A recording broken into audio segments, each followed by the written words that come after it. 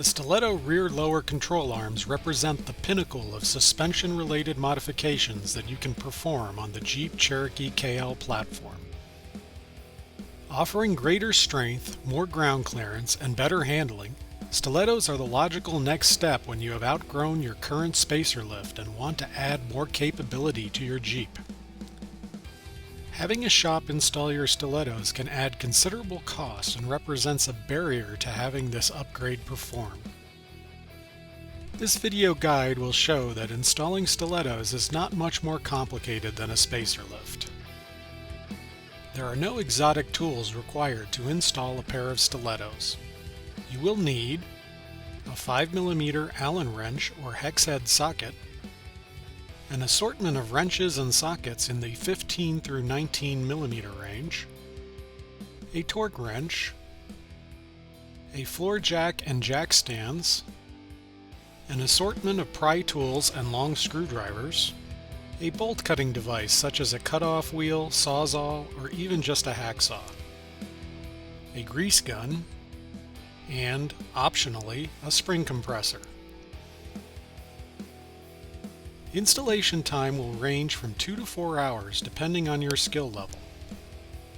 Maybe a little longer if you take a lot of breaks. You will begin by marking the alignment cam bolts. First, make sure you are parked on level solid ground. Then use a paint pen, Sharpie, or some other kind of marker to record the current position of the cam lobes on the alignment cam bolts. There is usually a hole or indention on the widest part of the lobe. Draw a line through it and onto the subframe. This will be used to restore your alignment after Stiletto installation is complete. Next, you will remove the stabilizer bar links from the sway bar.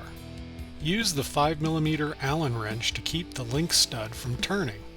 Use a 15mm wrench to remove the nut. Repeat this for both sides.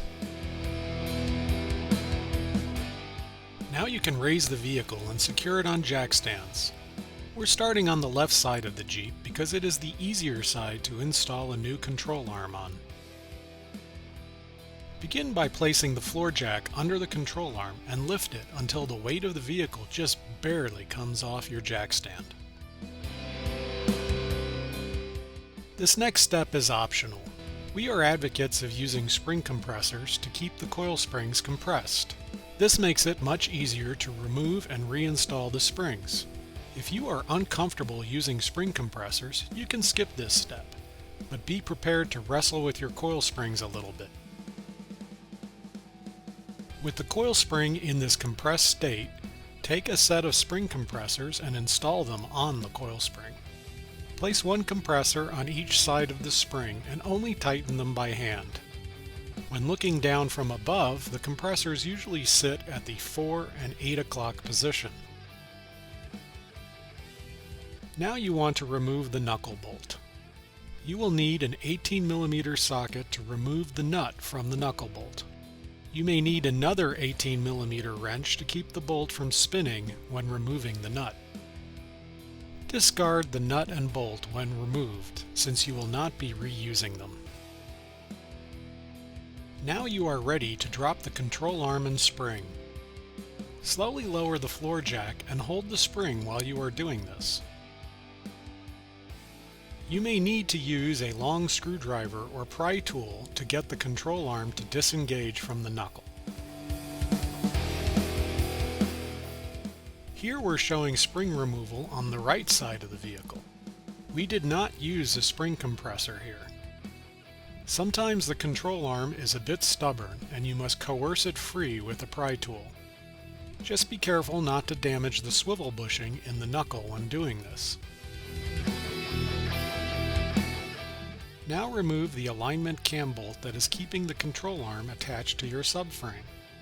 You can use a 17mm wrench to loosen the nut and a crescent wrench to keep the bolt from spinning.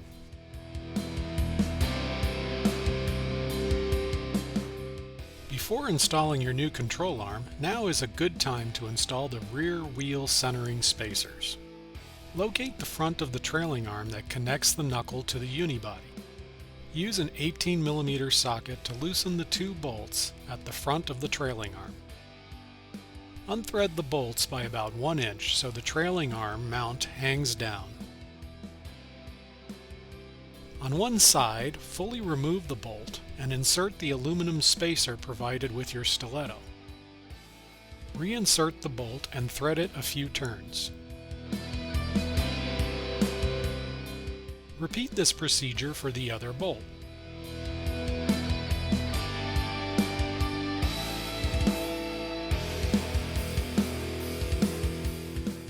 Now you can fully tighten the two bolts. If possible, pull the trailing arm towards the rear of the vehicle while doing this.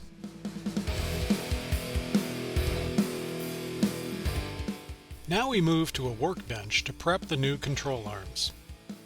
Begin by using a 5mm Allen wrench and 15mm open-end wrench to remove the stabilizer link from the old control arm. Now transfer the stabilizer link to the new control arm. To do this, you must use an 18mm socket to loosen the two main bolts on the knuckle interface. This will allow the bracket to swing away from the tube so that you can insert the stabilizer link. Make sure the upper stud on the stabilizer link is pointing towards the spring cradle of the control arm. Tighten the two main bolts in the knuckle interface, and then tighten the stabilizer link firmly with a 15mm open-end wrench while using a 5mm Allen wrench to keep the stud from spinning. We find that placing the bushing end of the control arm into a bench vise is a good way to secure the control arm for final tightening. Now fully tighten the two main bolts on the knuckle interface. It is extremely important to properly torque these two bolts. We cannot stress enough how important this is.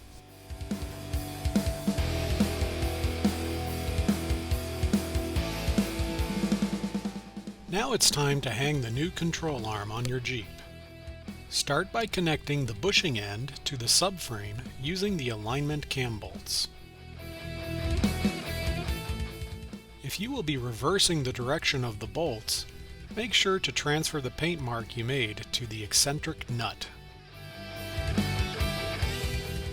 Then use the cam bolt and nut to fasten the bushing end of the Stiletto to the subframe.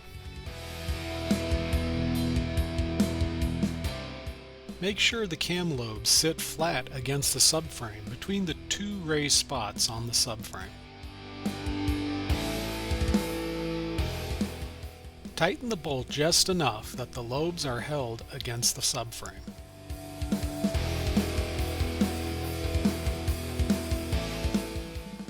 Now it's time to reinstall the spring.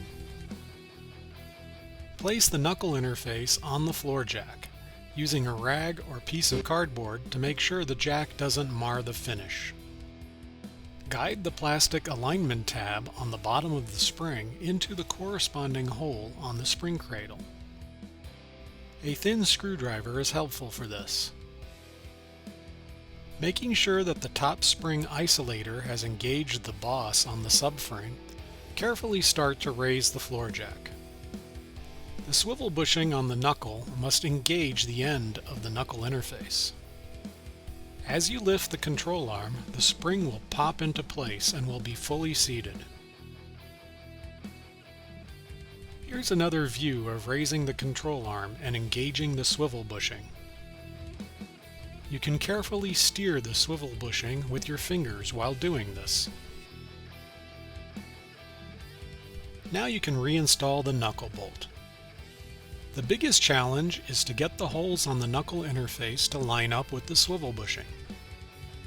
Start by getting them vertically aligned by raising or lowering the floor jack as necessary.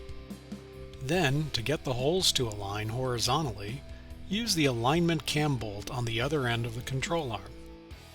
This will move the entire control arm left to right and makes it very easy to get the holes to line up. If you need to do any fine-tuning of the alignment, you can use a screwdriver through the main knuckle hole. You can also use other openings in the Stiletto's knuckle interface to pry the knuckle into the proper position, as shown here. Insert the new knuckle bolt supplied with your stilettos and use an 18mm socket to fully torque the nut.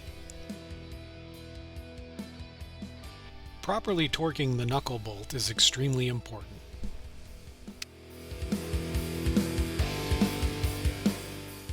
If you use spring compressors to make your job easier, now's the time to remove them.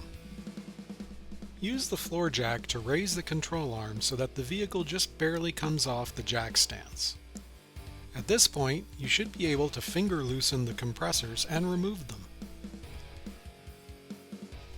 You may need to lower the control arm slightly if one end of the spring compressor is wedged in between the coils.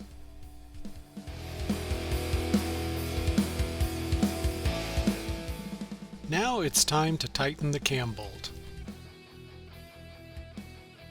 You first must use a crescent wrench to turn the cam lobe so that the paint mark aligns with the mark you made on the subframe.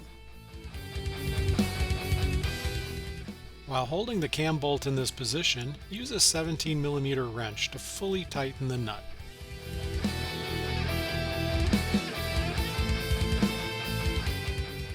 You've now completed the left side of your install, and it's time to repeat the previous steps for the right side. The steps are the same with one significant difference. The alignment cam bolt on the right side cannot be removed because the RDM is in the way. Instead of lowering the RDM like the service manual calls for, we recommend simply cutting the bolt. Here we are using an angle grinder with a cutoff wheel to make quick work of the old bolt. You will then insert the replacement bolt supplied with your stilettos from the rear so that there's no interference with the RDM. Make sure you transfer your paint marks to the new bolt before installing it. With the new control arms installed, it's time to lower the Jeep and reinstall the stabilizer links. With the car lowered and sitting on level ground, repeat the steps of removing the stabilizer link in reverse. Use a 5mm Allen wrench and 15mm open-end wrench to fully tighten the links into place. Now it's time to inspect your work. The stilettos should appear as they do here. Run through a mental checklist of all your nuts and bolts and make sure you tighten them all. Did you properly torque the two main bolts on the knuckle interface and the knuckle bolt itself? If not, now's the time to do it.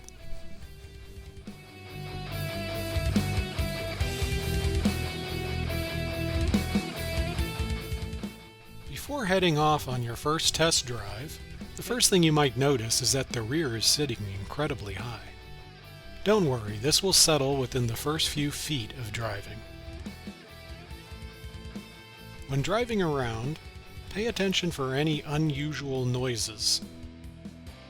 The most common source of noise from stilettos is failure to tighten the two main knuckle interface bolts. Failure to tighten the stabilizer links is also another source of noise. After you have driven for about 300 to 500 miles, it is important to retorque all of the bolts on your stilettos. This is especially true for the two main bolts on the knuckle interface.